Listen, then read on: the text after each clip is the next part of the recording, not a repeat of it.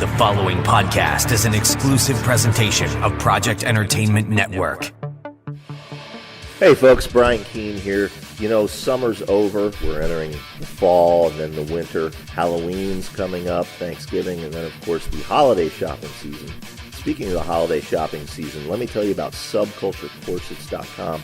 They've got everything you need for everyone on your list for this holiday season. Clothing, accessories, gifts, books, you name it, they've got it. They sponsor every show on the Project Entertainment Network, including this one. So please give them your business. Visit subculturecorsets.com.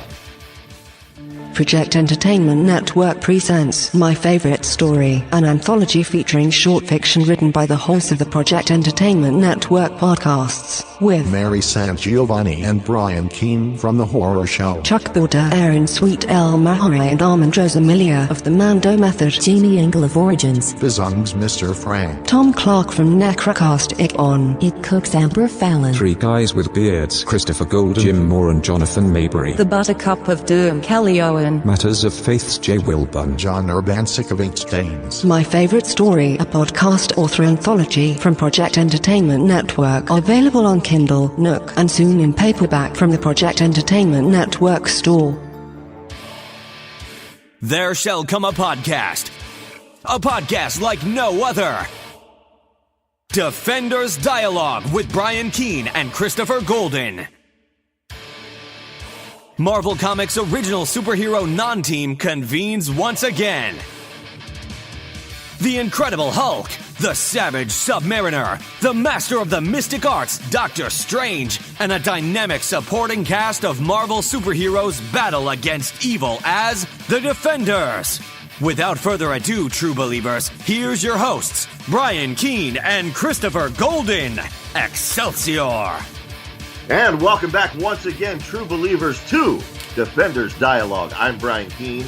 And I am Christopher Golden. And Brian, Excelsior, my friend. Excelsior. Excelsior, my friend. You have to say that Excelsior with gusto, because when our engineer Tommy Clark mixes this podcast every week, I always forget there's still music playing over this part. Oh, so we have to... Excelsior! Excelsior! Well, hey, man, it's good to have you back on. The last two shows... I've done while I'm recuperating, but I've had to do them solo because you've been gallivanting all around the world. I was gallivanting, and interestingly enough, I anticipated we're actually even later getting back to the.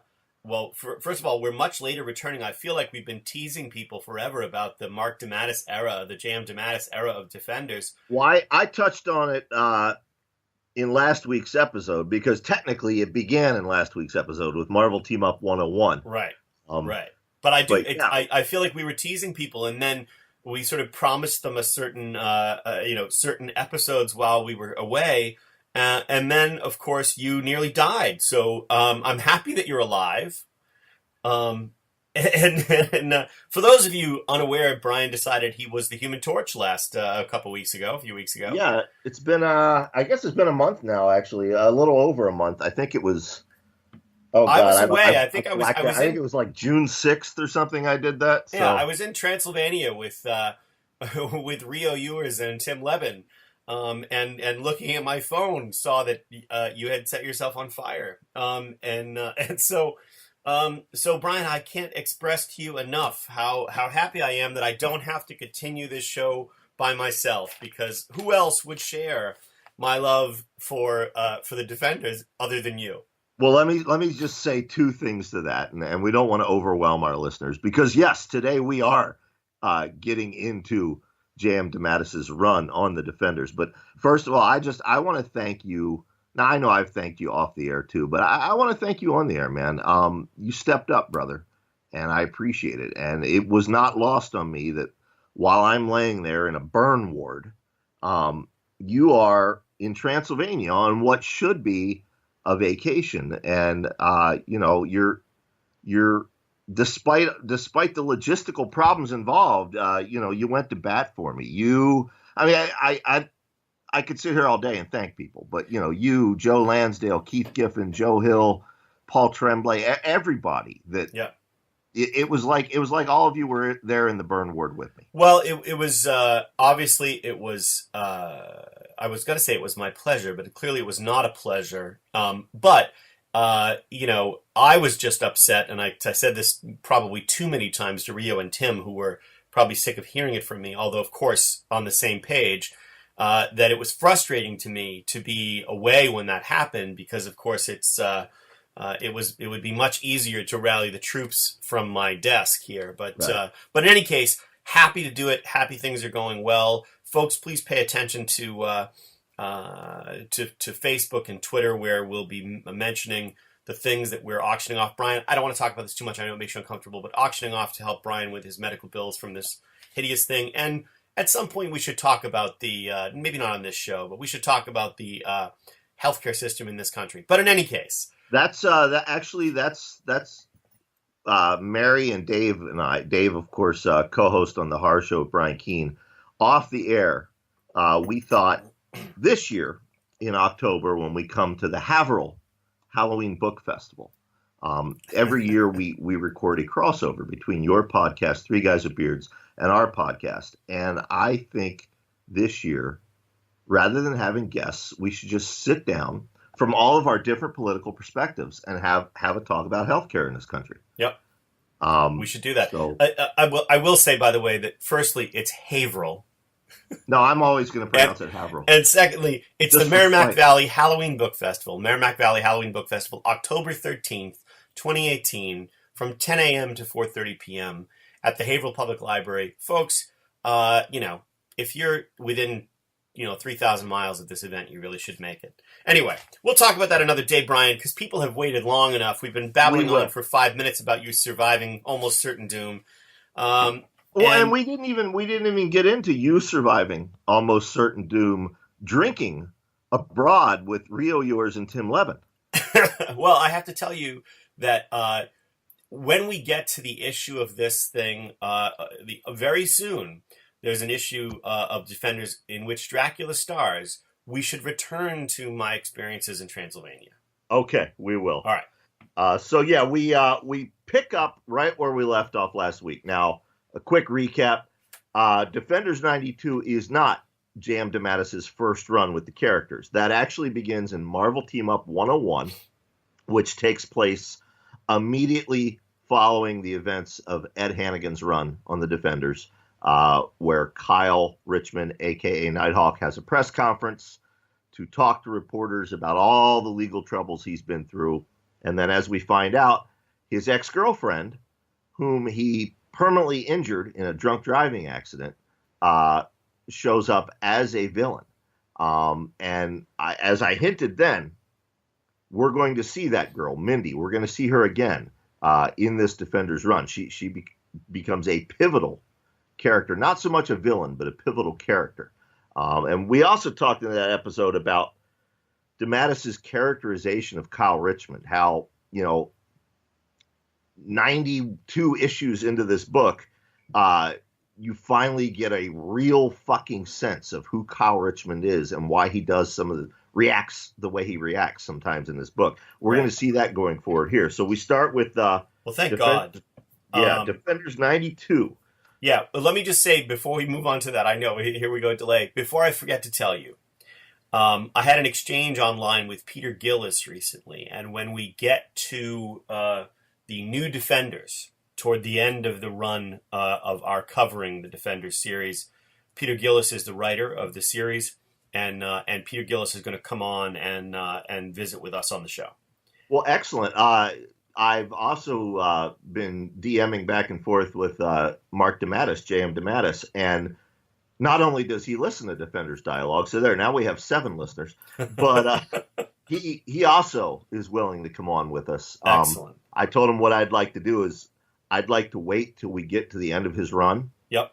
And we'll just every week we'll start thinking of questions as we read through this. Yeah, I think that's a great idea. And that's actually a good segue, Brian, into really jumping into the episode or jumping into the issue 92, because I have to say, folks, I hope you've been following along and reading this, but if you haven't, start now, because in all seriousness, Brian, when we have talked about this page several times, and when I think about the Defenders and why I love the Defenders, the first page of Defenders 92 is the thing I refer to more often than anything else. Absolutely. I agree 100%. And this is DeMatteis' debut. He comes out with the great quiet moment of this series. Go ahead. Yep. I've said before, nostalgically, Defenders issue 32 will always be my favorite. Middle of Steve Gerber's Headman Nebulon saga. Yep. But my two favorite scenes are the one when Hulk and Valkyrie go to the grocery store, which we covered a few episodes back, and this splash page. Okay, now keep in mind, you're reading this back in the early 80s. You've had Ed Hannigan on the book. Not a lot of people were enjoying his run. We've talked about that, the letters pages, etc. Here's this relatively new young writer, J.M. DeMatteis, and his very first words on the book. It's all about friendship and family, and it's inside Doctor Strange's sanctum. Doc Strange and Clea are standing over the Hulk like surrogate parents, and a very peaceful and delighted and happy Hulk is sitting there playing with little action figures. It's like a Dormammu action figure and a Doctor Strange action figure, and Well, that's the best thing about it, is that one of them is clearly Dormammu or Dormammu. And I want to do the dialogue. Clea says, "Look at him, Stephen, so engrossed in his play, more like a child than the hateful monster the world believes him to be."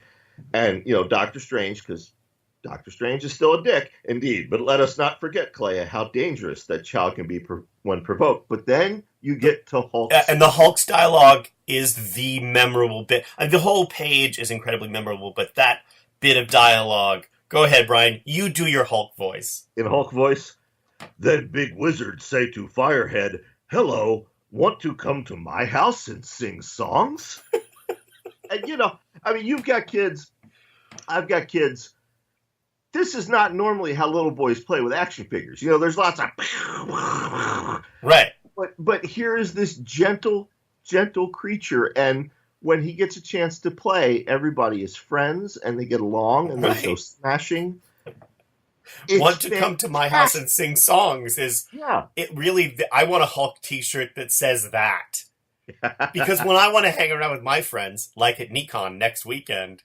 I want everybody to come to the Nikon courtyard and sing songs.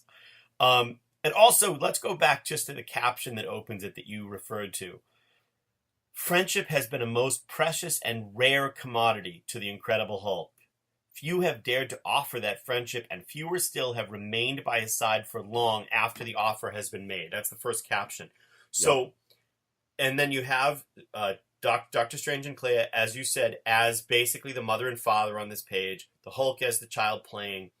But more importantly, and you referred to this, and then we'll move on from the page, more importantly, everything Hannigan did was about Ed Hannigan's,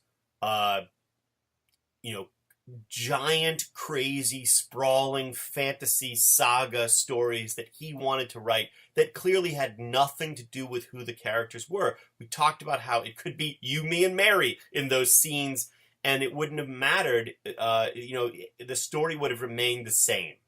It wasn't about the characters. It was about Hannigan's epic ideas. This page firmly establishes from the outset that DeMatteis is writing a story about characters and these specific characters. And that, again, to me, that's what makes his work on this series stand out so much. Absolutely. And we see more of that character work on the next page. Nighthawk shows up, and we get a one-page recap of Marvel Team Up 101, which we don't need to go over here because last week's episode was all about Marvel Team Up 101. But I will point out, we see more of that character work with Kyle Richmond, with Nighthawk. And then we get some interesting panel work from Don Perlin and Pablo Marcos. While Kyle and Doctor Strange are talking, you got this 3-panel grid. And in the middle of the panel, it just goes blank. There's no dialogue. There's no illustration. It's just a white panel. And then it happens again further down the page. And what it indicates, Clea points out that for a moment, all of reality simply cease to exist. But it's really fucking cool the way they drew that. Yeah, no, it's really cool. And I think actually, look, I'm sure, I shouldn't say I'm sure. I suspect this isn't the first time a tactic like this was used in a comic, but it's really effective. It is. To just have that white panel, as opposed to a black panel per se, or to, right. We also get the Hulk at the bottom of the page saying, this is one of dumb magician's stupid tricks, but it's a question mark. Like, please let this be a stupid trick. Yeah. Even the Hulk is bothered by this. And then Doctor Strange sort of goes catatonic, and his eyes disappear and instead are filled with the void of outer space, which any longtime Marvel reader recognizes as the embodiment of the cosmic being known as eternity. Yeah. What's interesting, Brian, is when I was reading this, I was thinking, this plot could be a really good Doctor Strange movie. It could. Yeah. It could, although I now I know that C. Robert Cargill occasionally listens to Defenders dialogue. I don't know about Scott Derrickson, but I would urge them to use my iteration of Devil Slayer in the next Doctor Strange movie, so that I can get some of that Marvel movie money. But no, I agree with you. This would make a fantastic Doctor Strange movie. Well, I'm so I'm just going to sum up. Basically, the idea here is that eternity, which, as you just said, is the embodiment of eternity, of the entire universe, summons Doctor Strange and explains that to better understand mortality, eternity cut off pieces of itself and scattered them throughout eternity, throughout the multiverse. The word multiverse is used here, in various incarnations to experience mortality, and then gathered them all up. But when eternity gathered them up, eventually it realized that 3 of them had not come back.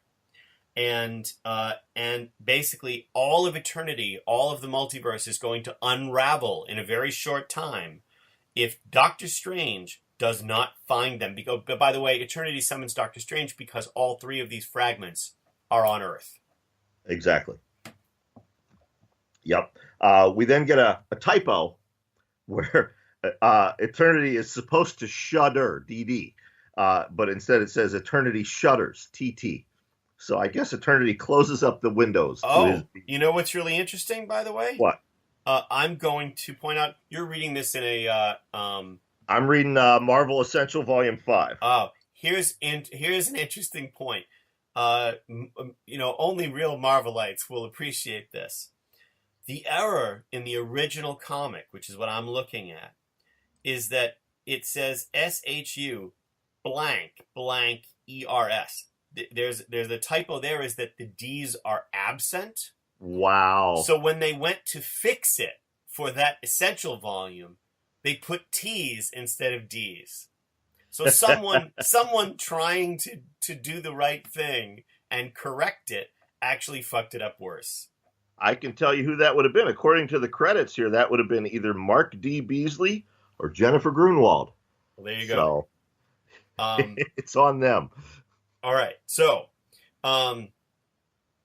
Doctor Strange comes back. He explains this situation, and he knows that he needs to gather as many defenders as he possibly can. So he sends out his astral projections to try to summon the other defenders. And when I say the other defenders, I mean all of them. The whole family. The band is getting back together. Yes. First, Hellcat and Valkyrie. And then the Silver Surfer, Brian. But what does the Silver Surfer say? The Silver Surfer says, "Please, Doctor, whatever your problems, the Silver Surfer does not wish to hear of them. My last foray amongst humankind left my spirit crushed."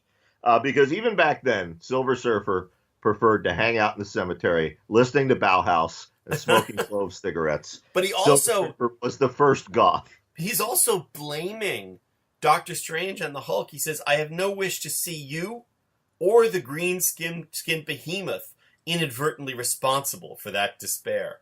So right, which is a reference to Incredible Hulk issue number 250. Yep. which we're so not he's going to cover here. blaming. Yeah. So I'm, that's crazy.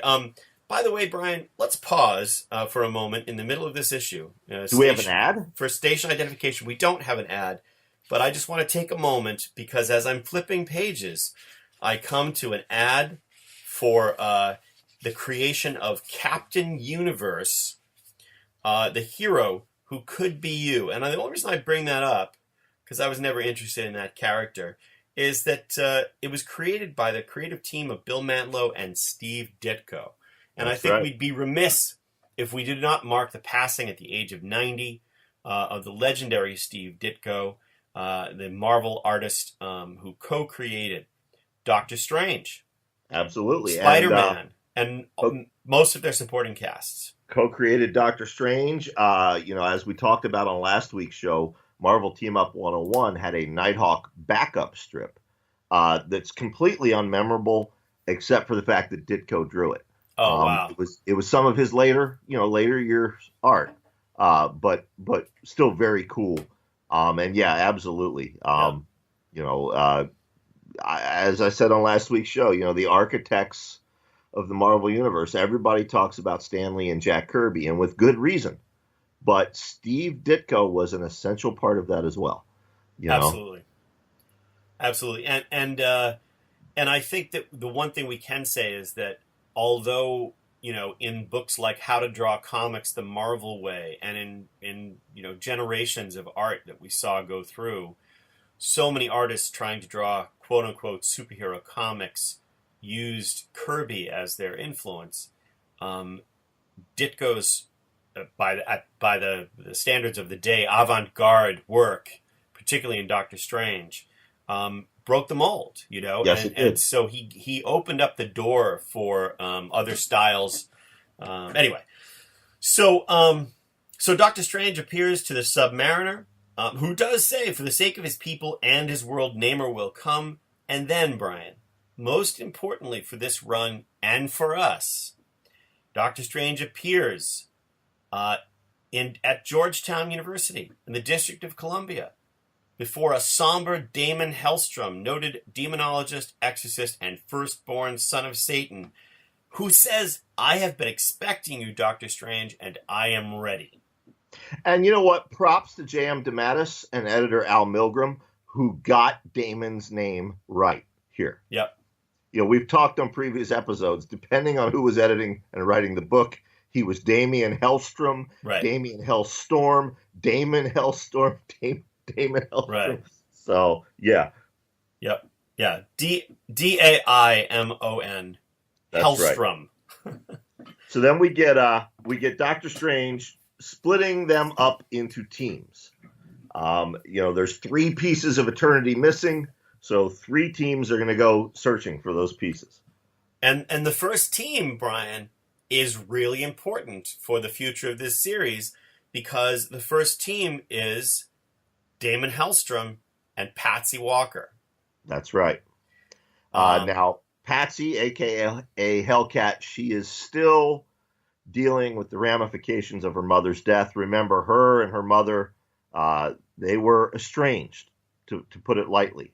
And she tells Son of Satan, he says, I sense a disturbance in your soul, a blackness hovering around you. And she says, the only blackness hovering around me is my mother's death, and I'd rather not talk about it. And he says, of course, I too have been torn by conflicting feelings toward a parent. Well, yeah, his father is Satan. But, spoiler warning, the blackness in Patsy's soul, while it is tied into her mother's death, it's much more than that. And there's a reason the Son of Satan is noticing it. There you go. Well, so basically what happens is they've come into the middle of some kind of ceremony. Let's see here. A dozen robed figures swarm over the startled defenders like ants over a half-rotted corpse. I liked that, Mr. DeMatteis. Let's see here. The God's perfect servant, Hanuman, the monkey, standing in pass of judgment. These are the statues. Right. In any case, by the way, Doctor Strange has also given them some kind of spell of understanding. So basically, Hellstrom uses his trident with its hellfire to blast the people away. And then he forces this woman to, he tries to force this woman to give him answers. But actually Patsy basically tells him to back off.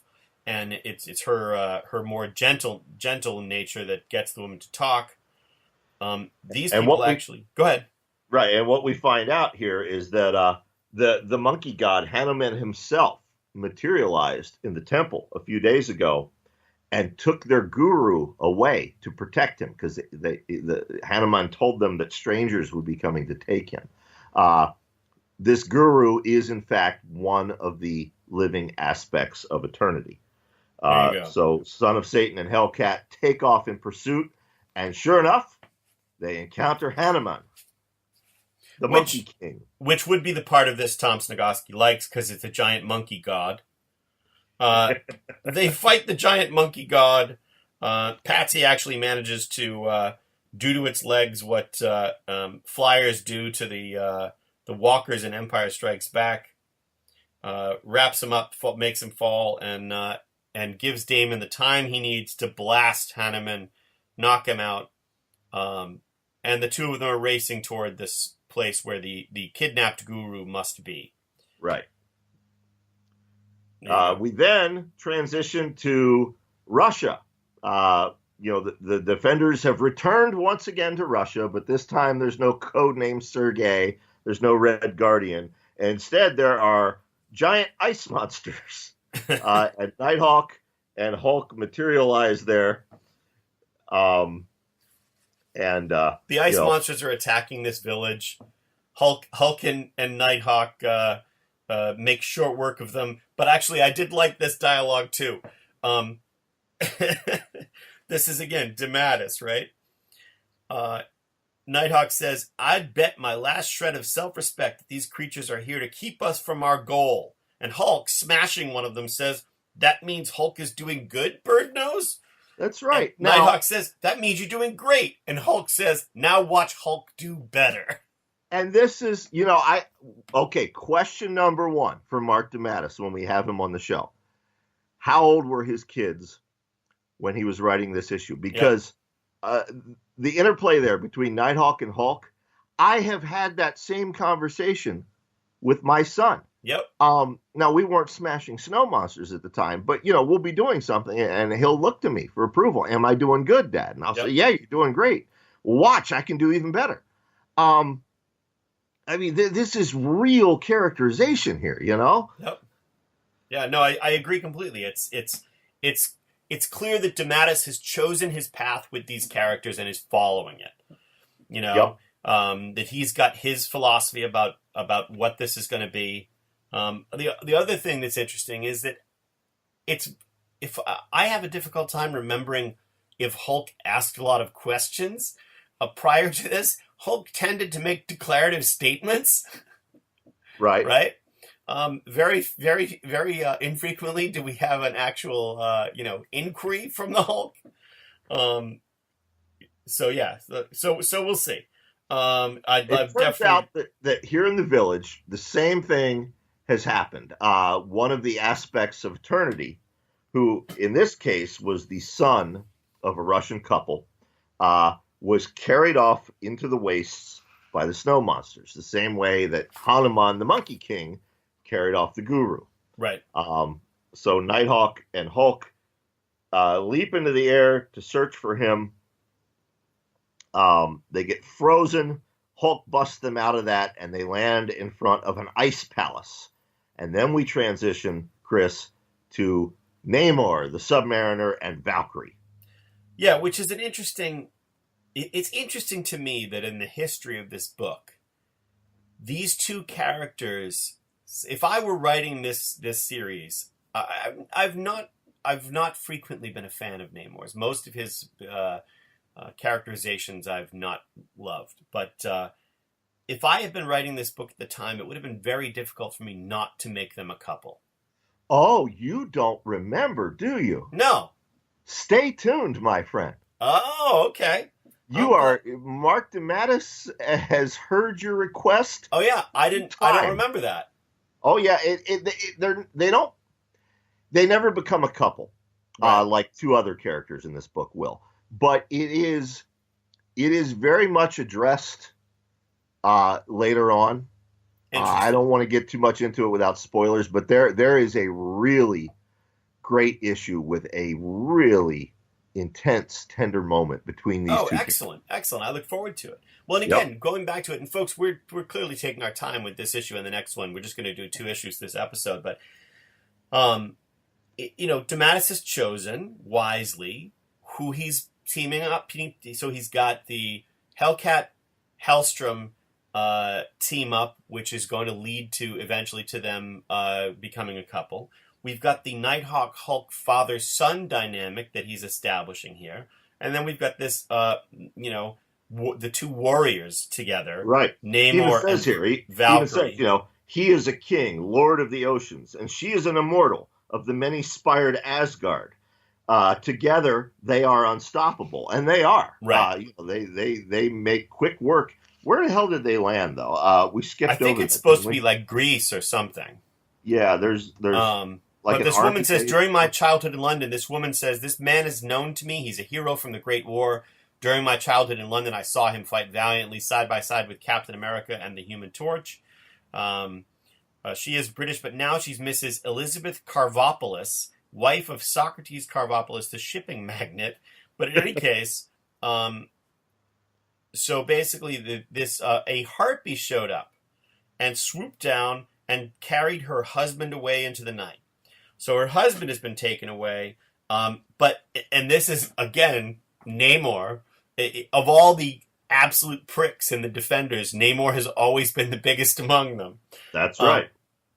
He says, she says, I know you will find him. And he says, Mrs. Carvopoulos, I am sorry. We've investigated thoroughly. He's lying. And that situation is hopeless. Your husband is dead. And then just grabs Valkyrie and leaps into the air. And leaves. And Valkyrie's like, why did you tell her that? And Namor, as much as he's a prick, says, let her grieve now instead of wasting years in vain waiting for one who can never return. Because the man that she loves, her husband, is this fragment of eternity. And if they get their way, they're going to return him to eternity. And if they don't get their way, they're all dead anyway. That's right. So Namor, although he's a dick, has actually just done this woman a kindness. That's right. But that kindness is not returned because as they're having this conversation, a harpy and Glaucus, the fisherman of Greek legend, both attack them. Yeah. And they fall into the sea, and they come out in front of a cave. They enter that cave, and they hear chanting coming from behind this ornate door. When they open that door, reality collapses like a house of cards. So then what we have is all 6 of the Defenders that have been sent out in this, all 3 teams, are gathered around the 3 people who are the fragments or shards of eternity. And it turns out that those people weren't stolen away the entire time. No outside force took us away from eternity.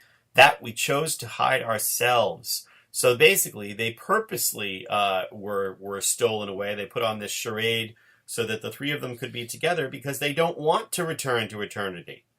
And they don't care what's going to happen as a result. They want their individual identity that they've been holding on to, which will be destroyed if they're made part of eternity again. So then we get, we get a battle. These fragments of eternity make short work of them.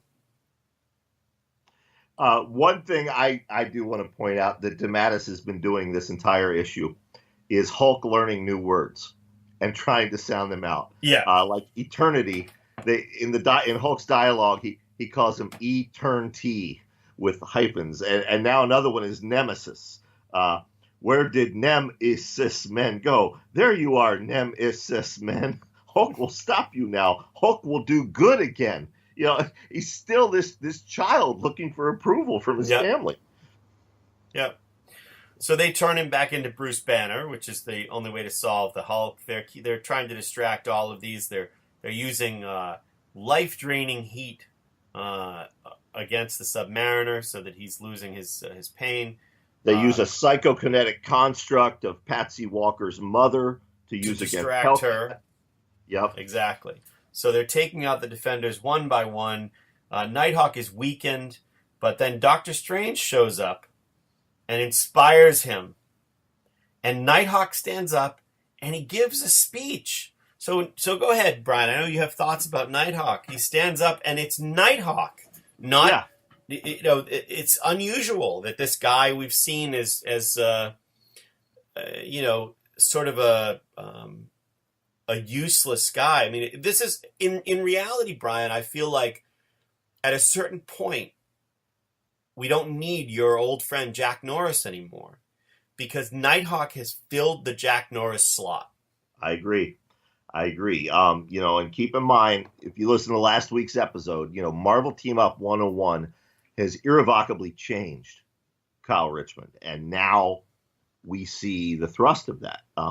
He says to these three avatars of eternity, he says, "You say you've learned what it means to be human, and yet you'd see us all wiped out rather than endure a fate you find unpleasant. That's not humanity. That's the darkness that eats away at humanity. Real humanity means sacrifice in the name of love, the same kind of selfless love others have shown you until you've learned that you'll never be human. Think of your families, of those that even now are crying for the loss of you. Will you see them perish because of your own fears, or will you truly be human?" And it works. And that's a speech that should be made this week on the floor of the Senate. But anyway, it does work, and they return to eternity, and all is well. This is a great one and done. I mean, this is and ironically, in the aftermath of these of the Tunnel World saga that took 8 issues of the Defenders or something. More than that. Yeah, more than that. You have this entire epic story done as a one and done in Defenders 92. 22 fucking pages, and it's done. And Doctor Strange says to Kyle Richmond at the end, "I am proud of you, Kyle, very proud. I knew that one of your spirit could be counted on to find the key. You have shown that the real Kyle Richmond is not the inept bungler you believe him to be, but a man of great worth and great understanding." And then Kyle, it goes on, but this is Mark DeMatteis laying, at least from my perspective, we can ask him, but it's sort of him sort of resetting the character of Nighthawk and the character of Kyle Richmond. Absolutely. From the sort of whiny, rich, spoiled, confused douchebag to a creature of honor. So that's good. And then, Brian, before we move on to the next issue, I just want to point out this fantastic ad at the back of "Can the combined might of the marvelous Micronauts and Nick Fury, Agent of S.H.I.E.L.D., save the Earth from a menace out of inner space?" Had I known that the Micronauts teamed up with Nick Fury, I might have actually read Micronauts. Well, I can answer the question. Yes, they do, because I read that issue. The Micronauts teamed up with Fury, the Fantastic Four, the Man-Thing. I'm still shocked you never read Micronauts as a kid. Well, maybe I'll have to fix that at some point. One thing I do want to say, now we said this is a one and done, and it is. But there is also some foreshadowing here. The ramifications of this story are going to lead into something called the Six-Fingered Hand Saga. Right. Which we're going to get to starting in next week's episode. Yep. If you're a regular listener, remember this Eternity storyline, because it's going to come up again in issue 99 when we get there. Yeah.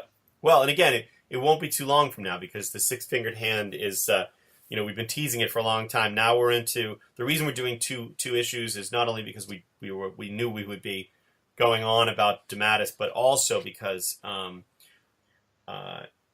we wanted to start the Six-Fingered Hand in the next episode. So we'll get there. Now, issue 93 is called The Woman Behind the Man.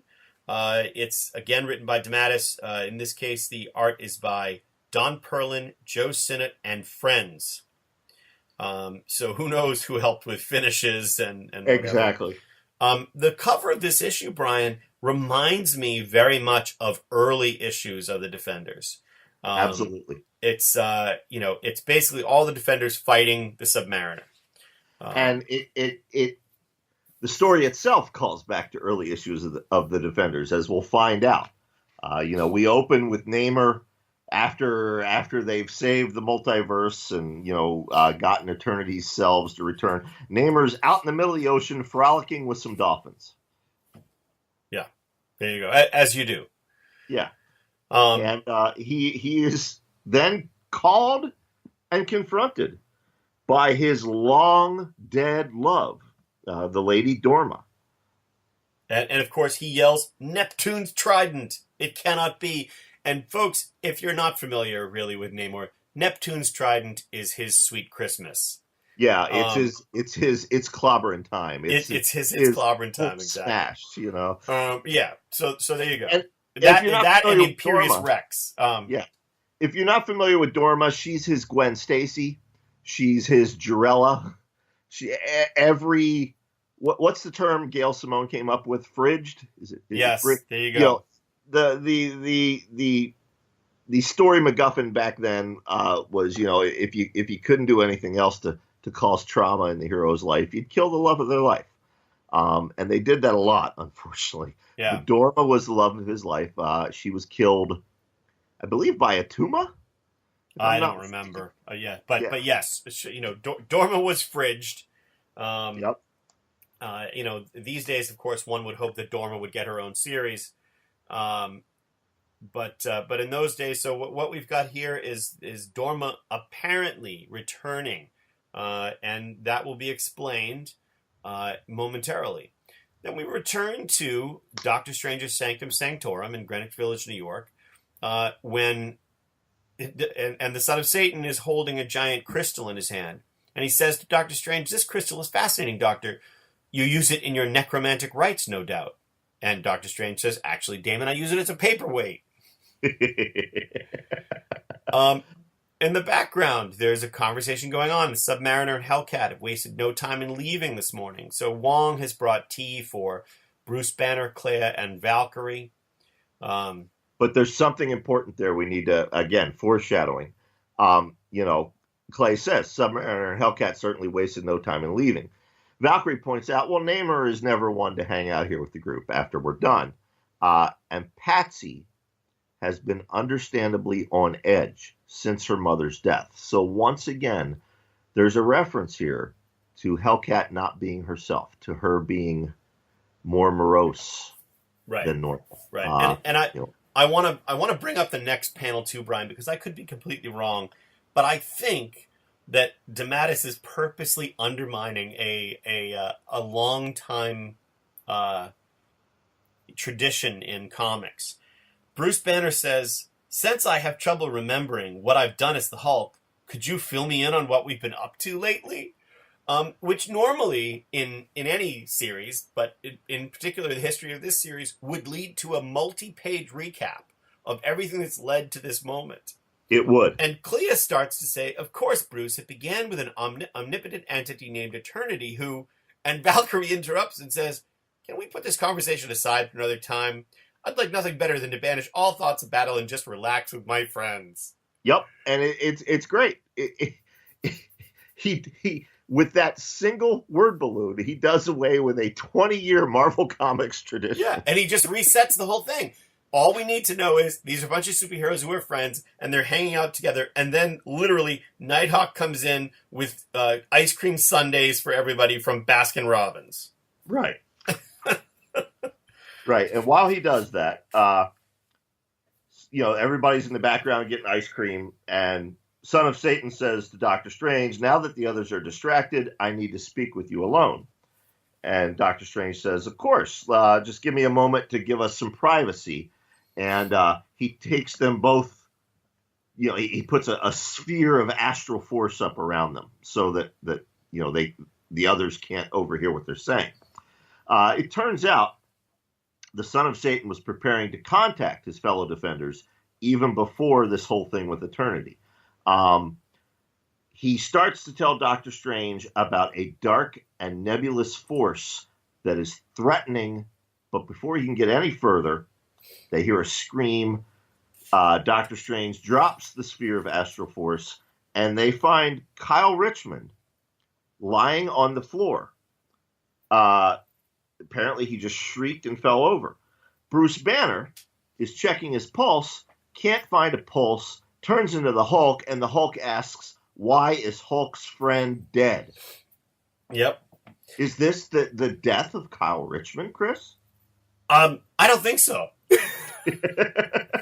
However, we cut away to Namor and Dorma returning to Atlantis, and all of Atlantis is ecstatic and stunned to find that Dorma is alive. Lord Vashti calls it a miracle. And Namor says, more than a miracle. Dorma's return signals the birth of a new golden age for our great nation, an age that will see Atlantis rise to a position of dominance above as well as below the waves. So basically, Submariner's saying that, oh, by the way, Dorma's back, and now once again, I'm going to decide I'm going to try to take over the world, as he does every other Tuesday. Right. However, Lord Vashti is like, I find it difficult to believe you're here because I knew you were dead, which leads to Dorma giving her whole sort of history of hang on a second, my phone is gonna ring. I'm sorry, Brian. I've got to get this. There we go. All right, so that's done. It leads to the whole history of Dorma's explanation of what happened, and she claims that it was a clone who died. That it was made to look as if it was she who died. And Marvel Boy has a history of clone stories that are right. nothing So if anybody not reading confusing. this at the time is like, okay, yeah, that's acceptable. Right. They've done that in Spider-Man. Yeah. You know. And then she says, nothing is impossible, Vashti. Don't you agree? And he is clearly mesmerized by her. And I don't mean entranced. I mean that she is controlling him in some way. And he says, I see that you are correct. So Right. obviously it's given away to us that Dorma is not who she appears to be. And she's controlling people. Not only is she controlling Vashti, Namor, who just battled the previous issue to save not only Earth, but the entire multiverse, has now decided that because his love is back, they will once again declare war on the surface world. One of his Atlantean subjects takes issue with this. You know, we're tired of war. We get along with the surface dwellers. Dorma looks at the crowd turn on this man, and they beat him to a pulp, and then everybody else is like, okay, yeah, we're down for the war effort. Yeah. So clearly, Dorma is controlling them here. We cut back to Doctor Strange's Sanctum Sanctorum, where Kyle Richmond now lies in bed with the other defenders around him, and Hulk says, you mean Birdnose is not dead? Right. It turns out that his pulse was imperceptible, but Doctor Strange got to him in time with medical and magical aid, and he explains that when they defeated the Squadron Sinister, thanks to All the the way noble back sacrifice. What's that? Defenders issue 14 for those listening There along. you go, Defenders 14. Thanks to the noble sacrifice of Nighthawk, when Nighthawk was a member of the Squadron Sinister, he was dying at that time. And Submariner, Doctor Strange, Valkyrie, and the Hulk basically channeled some of their own souls into Kyle and gave him the energy to live. However, something has severed that bond. Right. And now the results of those injuries from Defenders 14 are showing themselves again. Right. So we've got a darkness lingering over Hellcat. We've got the son of Satan warning us of a threat. And now some mysterious force has severed that soul bond that kept Nighthawk alive. And Doctor Strange reveals to Nighthawk, to Kyle Richmond, that he will be paralyzed for the rest of his life. Right. Now I wanna interrupt 1 second, Chris. Last week's episode, Marvel Team Up 101, I pointed out to the audience one of DeMatteis' tricks as a writer. It's one that I've stolen myself, and I'm sure other writers have stolen it. You may have stolen it as well.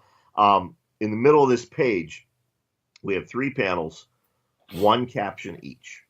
And what he does, he lets the artist take over, and he doesn't need the words. The artist takes over and depicts, and it's masterfully done here again. We will see this again over and over throughout his run on the series. What we have here is shock on the son of Satan's face, horror on Valkyrie's face, and pity on Clea's face, because Nighthawk is paralyzed for the rest of his days. And then we see anger, because Hulk is having none of this.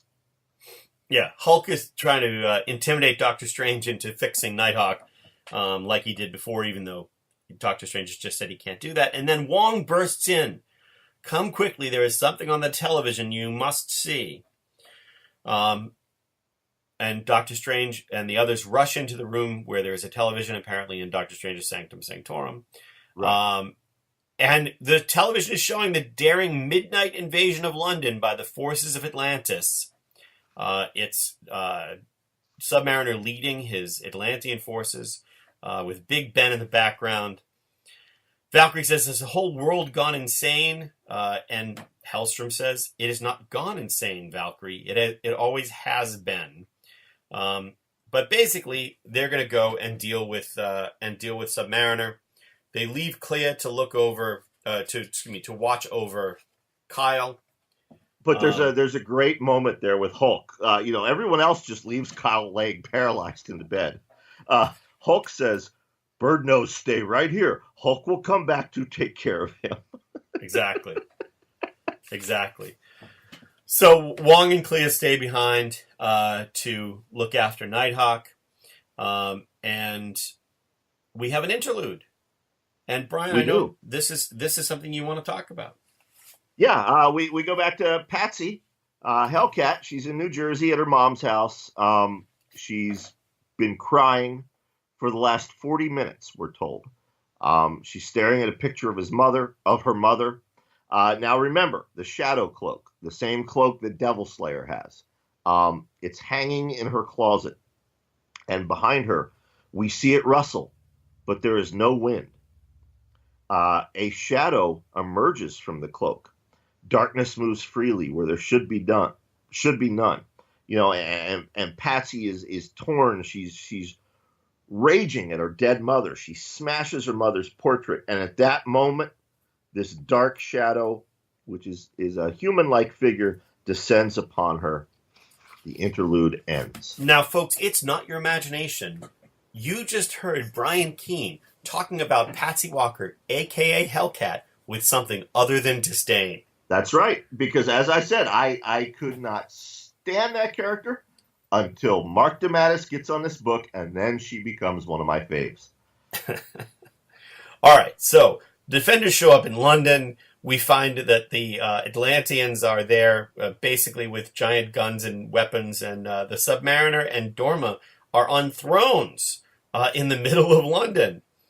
And Submariner says, "What is the meaning of this intrusion, Strange?" So basically, Strange goes up to try to talk and reason with the Submariner, and the Submariner bitch slaps him across the street, basically. And then there's battle between the Defenders and a bunch of Atlantean soldiers. Right. Submariner says, "Dorma, this is the proper course of action, is it not? These people, I think they're my friends." And she says, "I am your sole friend, Namor. You know that." And Namor says, "Of course." So we're we're in the middle of a story with a fairly predictable outcome. The Defenders basically kick the shit out of the Atlantean forces, and that leaves basically Namor left to face the Defenders, with Dorma demanding he do something. And then, Brian, this is a toy you would have wanted to own. Yes, the Sonic Scrambler, the Atlantean Sonic Scrambler. It's a formidable-looking machine, and it released a sonic blast, very similar to what our embassies are experiencing worldwide around the world right now. I don't know if you've been following that news story. Yeah, I have. And the Defenders fall helpless before Namor. We then transition a while later. They're all chained up except for Valkyrie. Who's under guard, and Namor is obviously still under the spell of Dorma, and Valkyrie, she asks him, "You've thought of everything, haven't you, Namor?" And Dorma asks, and Valkyrie, I love this. She says, "My question was for Submariner, woman, not you. Has he been robbed of his tongue as well as his reason?" And what happens? Dorma slaps the shit out of Valkyrie. Valkyrie kicks her back, and that starts to snap Namor out of it when he sees this treatment of Valkyrie. Well, and I wonder if, so firstly, Valkyrie kicks Dorma in the chest. Dorma says, "Do your best, witch. You cannot hurt me." So, yes, on the surface, it's partly this violence on Dorma's behalf and the fact that Valkyrie is his friend and he sees this going on between his supposed wife and his friend. But also, Brian, when Namor says this is not right, there's something else going on here, too, from my perspective. First, of course, he recognizes that Dorma should not be invulnerable to Valkyrie's attacks. Right. But also, Valkyrie then attacks Dorma with her blade. Which is something she cannot do. She's forbidden to do. She can't kick Dorma without causing herself pain. She can't attack with her sword without causing herself pain. So I think Namor, yes, superficially it appears that he's responding, but I, as a reader, was also responding to, Dorma cannot be a woman, because otherwise Valkyrie would not be able to attack her without causing herself pain. And it turns out Dorma is not a woman. Dorma is not even Dorma.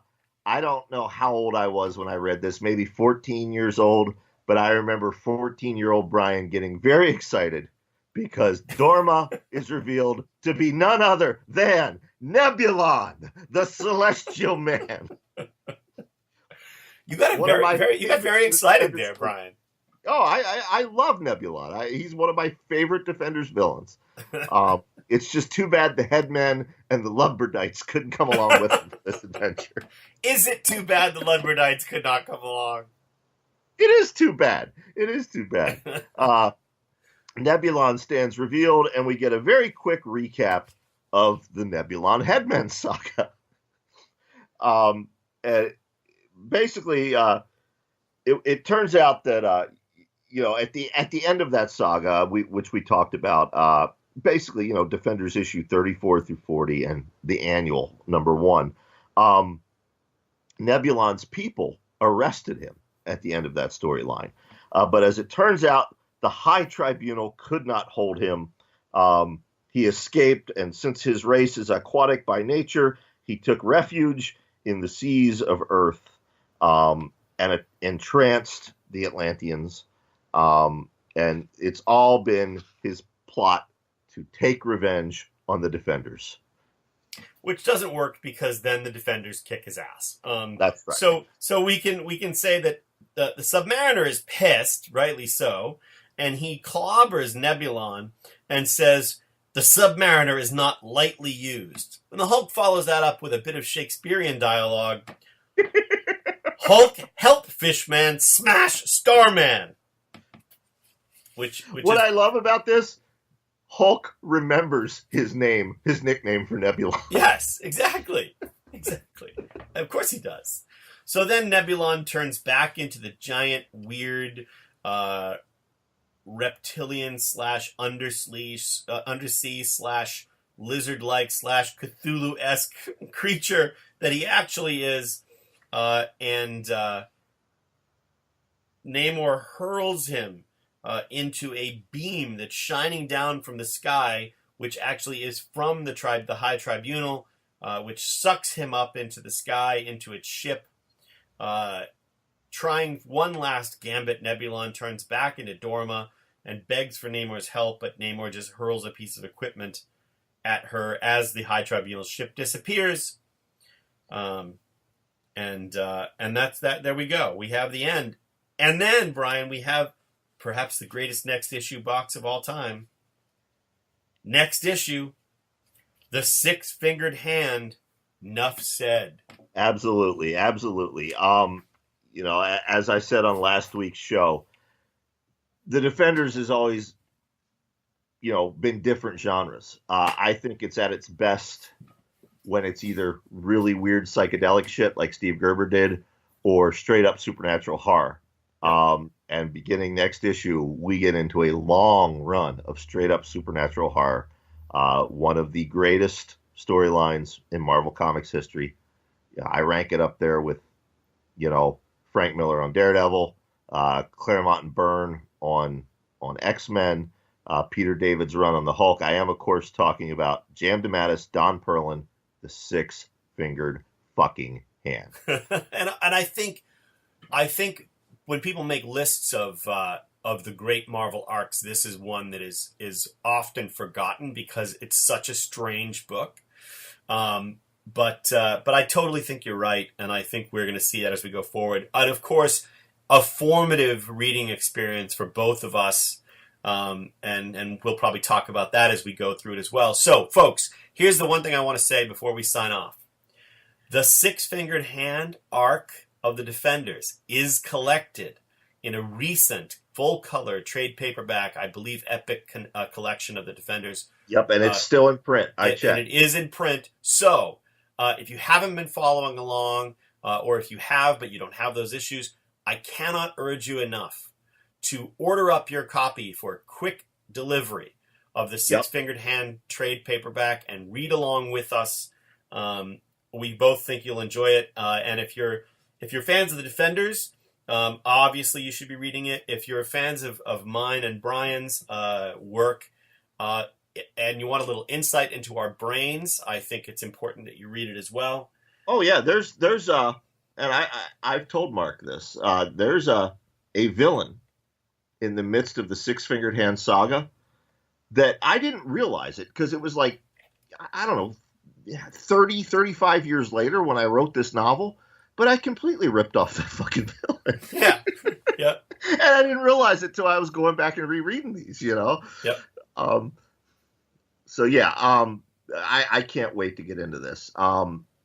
You brought up if they're fans of yours and mine. If they are fans of yours and mine, they might also enjoy your other podcast, Three Guys with Beards, that you host every week with Jonathan Mayberry and James A. Moore. We have finally started to record new episodes, folks. They're out there. Good. And they might enjoy the Horror Show with Brian Keene, which I'm on. Mary San Giovanni, Dave Thomas is on. They might also enjoy Necrocasticon, which is a podcast about the meeting place between heavy metal and horror fiction. That's hosted by our engineer, Tommy Clark. And, of course, all of these are available via the Project Entertainment Network. They're always free. They're on iTunes, iHeartRadio, Stitcher, Spotify, Google Play Music, etc. That's all I have, Chris. What do you have for us? Brian, I have Excelsior, and I can't wait until next week. And we'll see you next week, folks. Bye. Do you love comic books and consider yourself a die-hard fan? Then you need to listen to Parlapod. We have news, reviews, and interviews with your favorite pros, all while bringing some serious laughs. New episodes drop every Wednesday in time for New Comic Book Day. Parlapod is available on the Project Entertainment Network, all major podcast outlets, and parlapod.com. Tune in and fuel your fandom with Parlapod. Three Guys with Beards, the Project Entertainment Network store, featuring t-shirts, mugs, stickers, hoodies and more from your favorite Project Entertainment Network podcasts. Inkstain's Scribbler's Rest. The Horror Show with Brian Keene. Why not show your loyalty by wearing a cool product from the podcast group and show off to your friends? It Cooks. Armcast. The Mondo Method Monster Attack. Necrocasticon. Go to projectentertainmentnetwork.com and click on the store tab for more details. The Liars Club podcast. Pizza.